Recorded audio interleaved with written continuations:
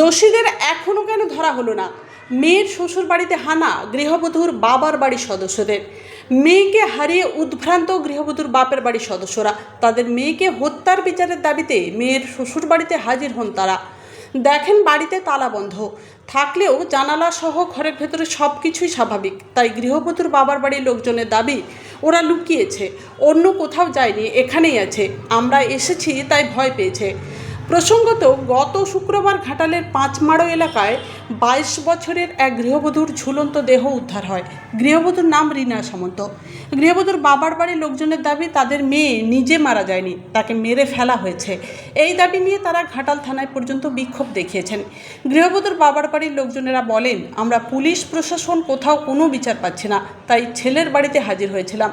একটা মেয়ে এভাবে খুন হয়ে গেল, এক সপ্তাহ পেরিয়ে গেল, দোষীদের বিরুদ্ধে কোনো আইনি ব্যবস্থা নেওয়া হলো না। মেয়েকে হারিয়েছি, তাই আমরা এর বিচার চাই।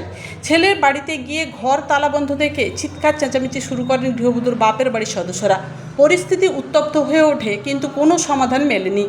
পরে তারা সেখান থেকে ফিরে আসেন। এখন বাপের বাড়ির লোকজনের মনে প্রশ্ন উঠছে, আদেও কি আমার মেয়ের খুনিদের শাস্তি হবে? বিচার পাবে আমার মেয়ে? নমস্কার, আপনারা দেখছেন MTV ঘাটাল।